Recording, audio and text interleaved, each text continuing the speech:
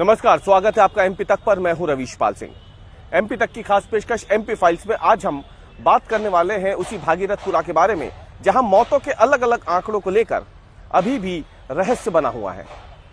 सवाल उठ रहा है कि सरकार हाईकोर्ट में 4 मौतें मान रही है, लेकिन मृतकों के परिजनों को जो मुआवजा दिया गया है 2-2 लाख रुपए का, जब उस राशि देने वालों का नाम सामने आया तो उनमें मुआवजा राशि 18 लोगों को देने की जानकारी सामने आई। इसके बाद एक बार फिर से भागीरथपुरा में पानी से कितने लोगों की मौत हुई है, इसे लेकर एक नई बहस शुरू हो गई। लेकिन अब इन सभी विवादों पर, इन सभी सवालों पर मध्य प्रदेश के मुख्यमंत्री डॉक्टर मोहन यादव ने विराम लगा दिया है। दरअसल सुबह ही इंदौर कलेक्टर ने जो मृतक के परिजन हैं उनको 2-2 लाख रुपए दिए जाने के लिए उन मृतकों की सूची जारी की जो भागीरथपुरा इलाके के ही थे और बीते कुछ दिनों में उनकी मौत हुई है।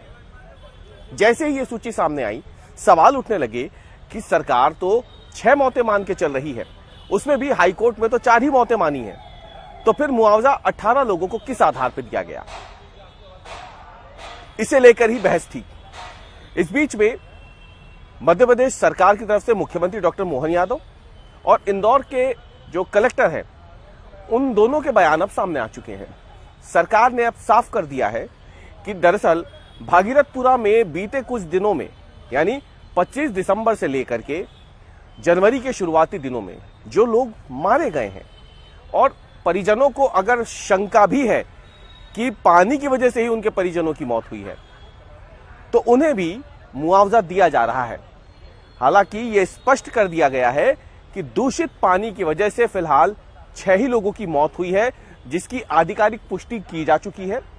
बाकी मृतकों के परिजनों को जो मुआवजा दिया जा रहा है, जो सहायता राशि दी जा रही है, दरअसल ये मानवता के आधार पर दिया जा रहा है, क्योंकि सरकार की तरफ से ये निर्देश दिए गए हैं कि भागीरथपुरा में जितने भी लोगों की मौत बीते 10 दिनों में हुई है, रिपोर्ट भले ही बाद में आए, लेकिन मानवता के आधार पर प्राथमिकता देते हुए उन्हें मुआवजा राशि उनके परिजनों को वितरित कर दी जाए।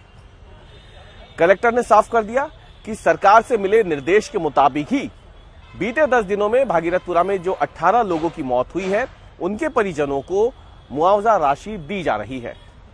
इनमें से मेडिकल रिपोर्ट के आधार पर या डेथ ऑडिट कमेटी की जो रिपोर्ट आएगी उसके आधार पर स्पष्ट हो सकेगा कि इनमें से और कितने ऐसे हैं जिनकी मौत दूषित पानी से हुई है और किन की किसी अन्य वजह से मौत हुई है। लेकिन फिलहाल सरकार से मिले निर्देश के मुताबिक भागीरथपुरा में बीते 10 दिनों के दौरान जितने भी लोग मारे गए हैं, उन सभी के परिजनों को मुआवजा राशि बांटी जा रही है।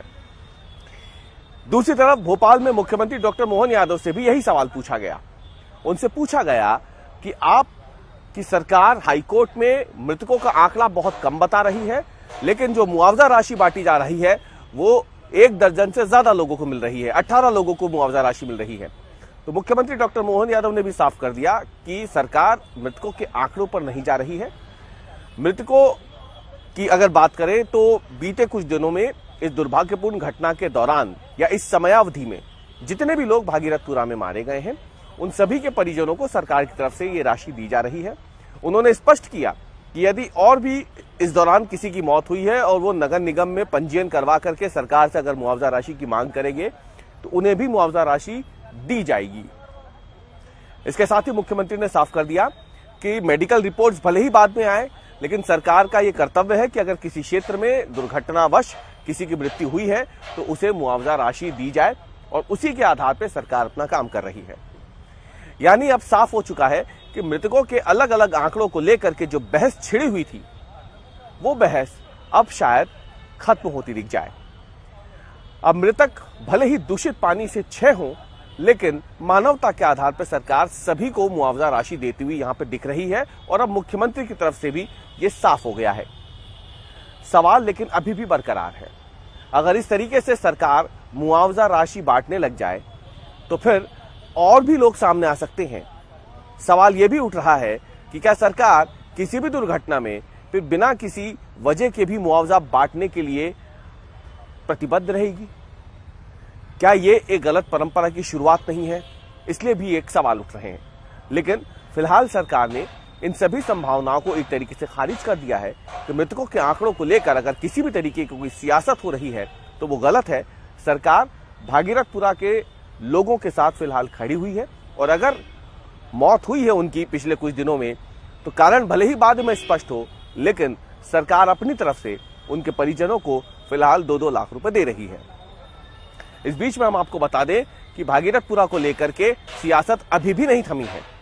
एक तरफ जहां मौतों के अलग अलग आंकड़ों को लेकर इंदौर कलेक्टर और मध्य प्रदेश के मुख्यमंत्री डॉक्टर मोहन यादव ने स्थिति को स्पष्ट कर दिया, तो वहीं दूसरी तरफ नेता प्रतिपक्ष उमंग सिंघार ने आज भी भागीरथपुरा में दूषित पानी से हुई मौतों के बाद एक नए सिरे से इंदौर के अलग अलग इलाकों में जाकर के वाटर ऑडिट किया है।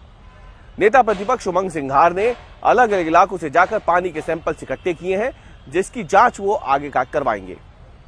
कांग्रेस स्पष्ट कर चुकी है कि इंदौर में जो लोगों की मौत हुई है दूषित पानी की वजह से, वो इस मुद्दे को आसानी से हाथ से नहीं लेने चाहेगी। यही वजह है कि बीते 3 दिनों से कांग्रेस लगातार पूरे मध्य प्रदेश में प्रदर्शन कर रही है। पीड़ित परिवारों से नेता प्रतिपक्ष उमंग सिंघार और प्रदेश अध्यक्ष कांग्रेस के जीतू पटवारी मुलाकात कर चुके हैं। कांग्रेस की तरफ से जो समिति बनाई गई थी उसमें महेश परमार, प्रताप ग्रेवाल, सज्जन सिंह वर्मा, रीना बोरासी, ये तमाम लोग जाके भी पीड़ित परिवारों से मुलाकात कर चुके हैं। अब वाटर ऑडिट के साथ ही कांग्रेस ने साफ कर दिया है कि फिलहाल वो इस मुद्दे पर चुप नहीं बैठने वाली है और 11 तारीख को कांग्रेस इंदौर में अपनी एकजुटता का परिचय देते हुए एक शक्ति परिचय जो है अपना वो देने वाली है। उसके जरिए भी मध्य प्रदेश की इस बड़ी घटना पर कांग्रेस जोरदार प्रदर्शन करते हुए सरकार के खिलाफ तो हमला बोलेगी ही, वहीं इस पूरे मामले में जिम्मेदार नेताओं और अधिकारियों के इस्तीफे पर भी कांग्रेस एक बड़ा मुद्दा लेकर के प्रदर्शन करने वाली है। यानी साफ है कि भागीरथपुरा में फिलहाल जो कुछ भी हो रहा है वो इतनी आसानी से रुकने वाला तो नहीं है। एमपी फाइल्स में आज के लिए इतना ही। कल हम फिर हाजिर होंगे एक नए मुद्दे के साथ। आप देखते रहिए एमपी तक।